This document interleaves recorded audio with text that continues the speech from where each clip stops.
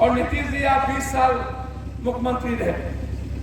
20 साल में सबसे ज्यादा दुनिया का पलायन करने वाला देश बिहार में है।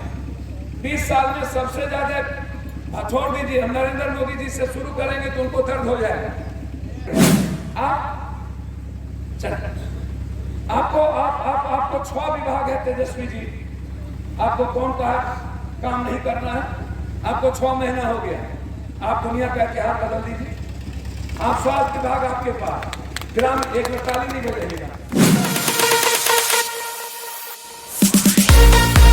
इसमें कभी अच्छी बात क्यों नहीं आज तक है?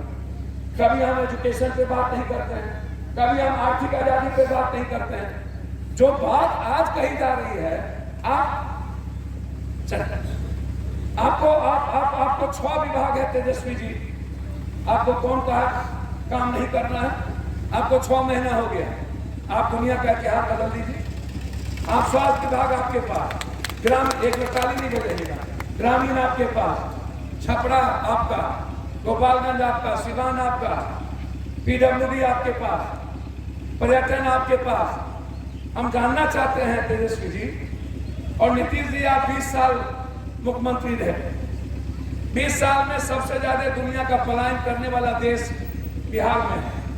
20 साल में सबसे ज्यादा, छोड़ दीजिए, हम नरेंद्र मोदी जी से शुरू करेंगे तो उनको दर्द हो जाएगा। आप 9 साल नरेंद्र मोदी को हो गया, 5-6 साल अटल बिहारी वाजपेयी मुख्यमंत्री रहे, प्राइम मिनिस्टर रहे। 6 और 9 कितना हुआ हो?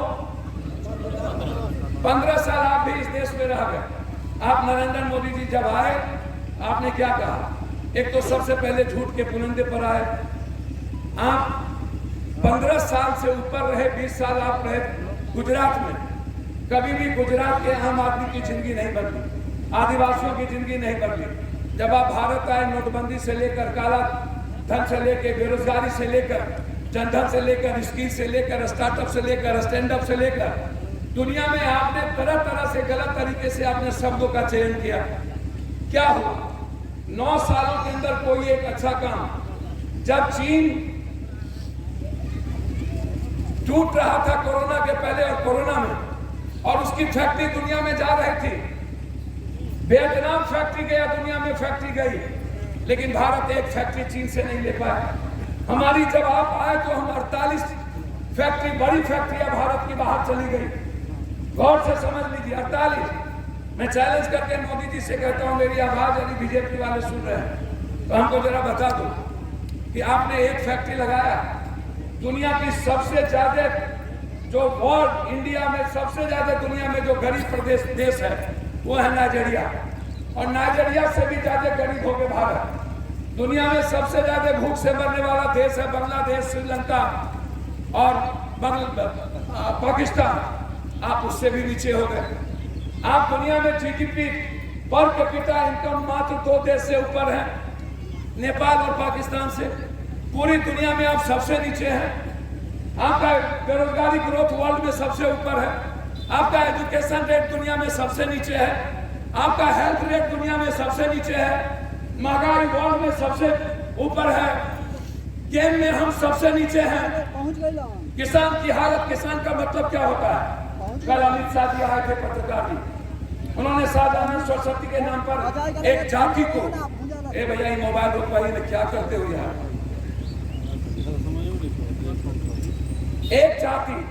एक जाति को आपने सदानंद जी के नाम पर, पप्पू यादव, पंडित जगन्नाथ शर्मा, जहां विनोबा भावे, महात्मा गांधी, सुभाष चंद्र बोस आते थे, और उन्होंने सबसे ज्यादा, पंडित जगन्नाथ शर्मा ने इस देश में विनोबा जी और महात्मा गांधी के साथ लड़ाई लड़ी।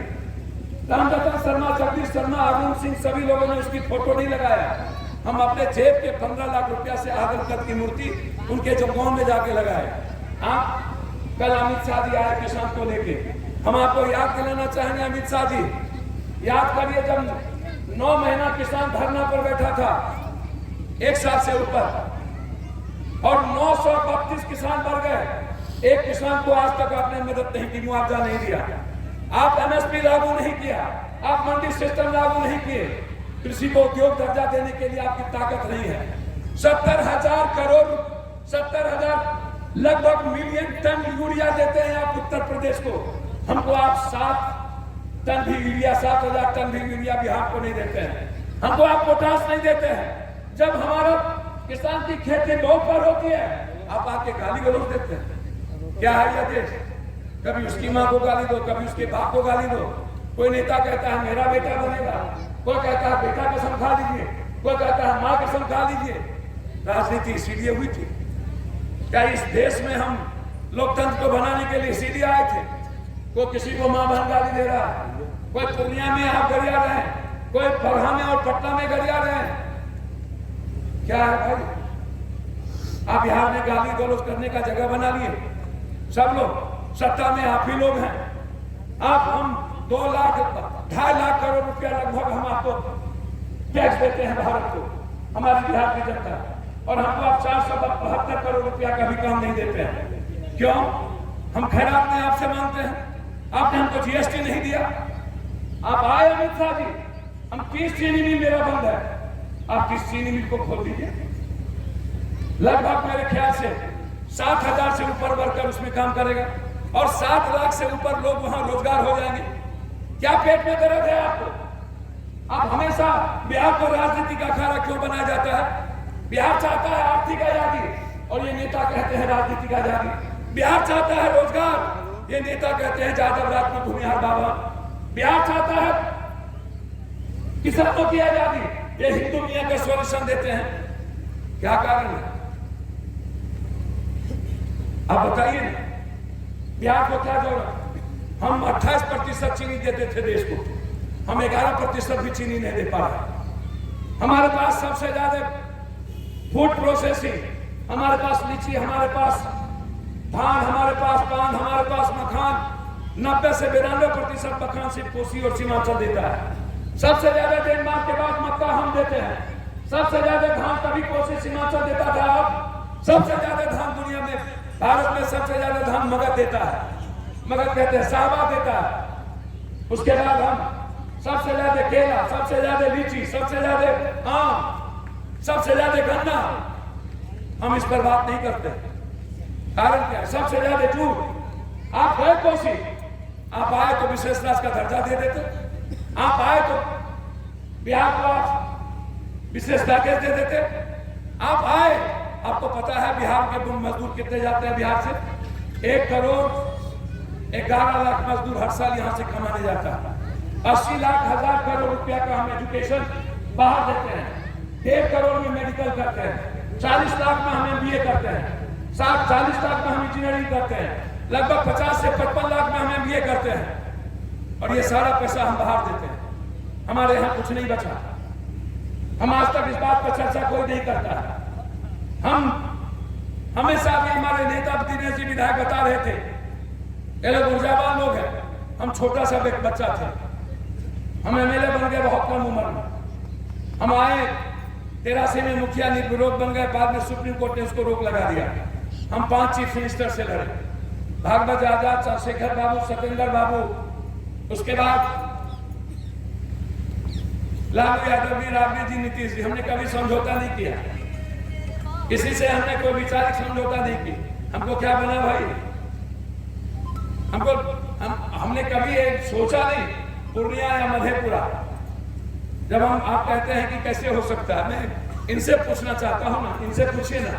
ये जब आते हैं कहते हैं हमने रोड बनाया, तो नीतीश जी 2005 में मनमोहन सिंह जी जब प्राइम मिनिस्टर बने, वर्ल्ड की इकोनॉमी कोलैप्स कर रही थी, उस वक्त मनमोहन सिंह ने दुनिया के इकोनॉमी को सस्टेन किया। जब पूरी दुनिया खत्म हो रहा था तो भारत सबसे ज्यादा ग्रो कर रहा था बिजली और NH और रोड के मामले में। 48,000 किलोमीटर NH बनी महाराष्ट्र, 32,000 किलोमीटर बना छत्तीसगढ़, कहते हैं गुजरात, उसी तरह छत्तीसगढ़। बिहार कितना बना?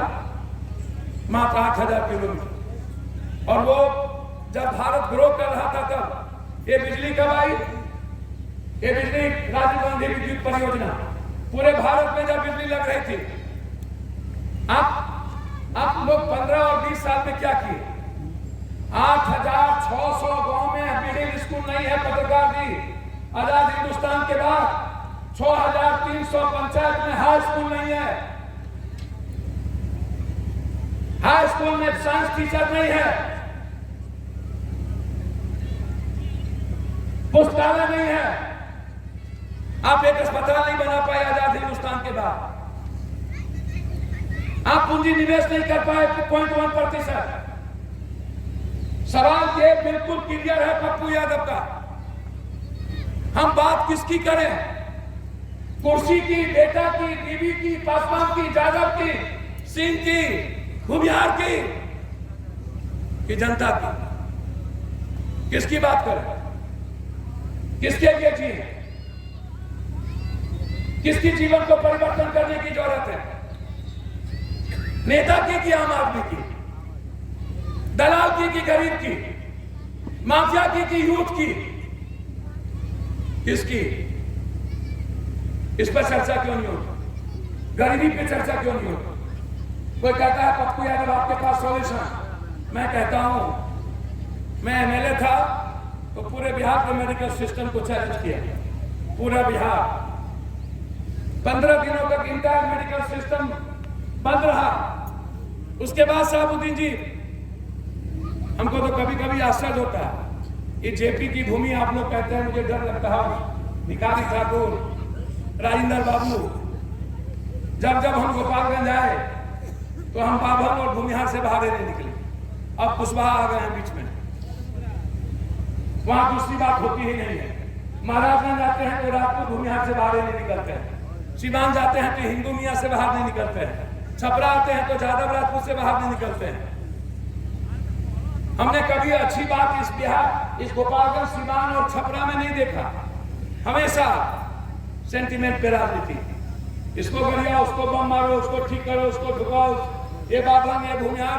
कभी आपने लालू यादव जी इतनी बार मुख्यमंत्री रहे, आप गोपालगंज और छपरा आपका, यहीं से अब्दुल गफूर मुख्यमंत्री थे, यहीं से दरोगा राव मुख्यमंत्री थे, यहीं से राजेंद्र बाबू राष्ट्रपति थे, क्या नहीं दिया?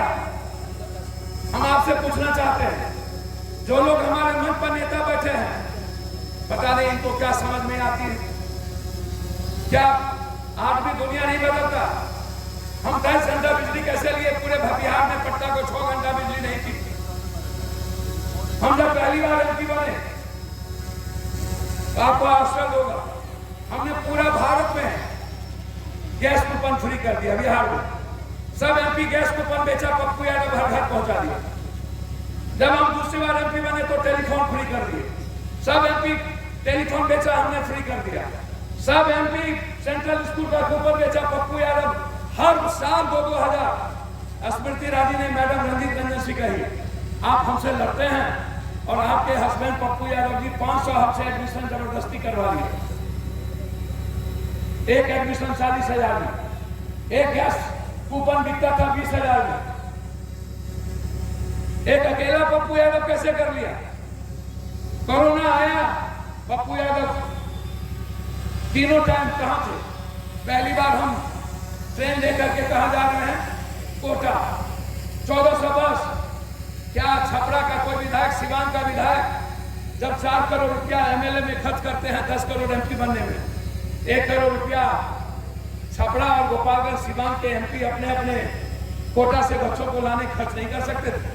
कोरोना में रेमडेसिविर नहीं पहुंचा सकते थे? कोरोना में ऑक्सीजन नहीं पहुंचा सकते थे? तब घर से कोई नहीं निकला। हमने दिखाया आपको। अब आप लोग कहते हैं कि क्या होगा, आप पप्पू यादव पैदा नहीं करते, आप एक दूसरा पप्पू यादव बनते नहीं है। आप एक विधानसभा में एक पप्पू यादव बनाइए, क्यों नहीं बनना चाहते हैं? आप दुनिया बदलने, आप मरने की तैयारी नहीं करते हैं, आप लड़ना नहीं जानते हैं, आप हमेशा जीने की तैयारी करते हैं, आप दूसरों के लिए जीना नहीं जानते हैं, और हमेशा आप गठबंधन के फेर में रहते हैं। हमेशा आप कहिएगा गठबंधन कर लिया जाए।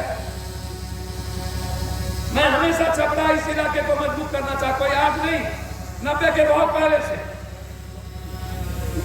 लेकिन भाई यहाँ तो जात पात में जितना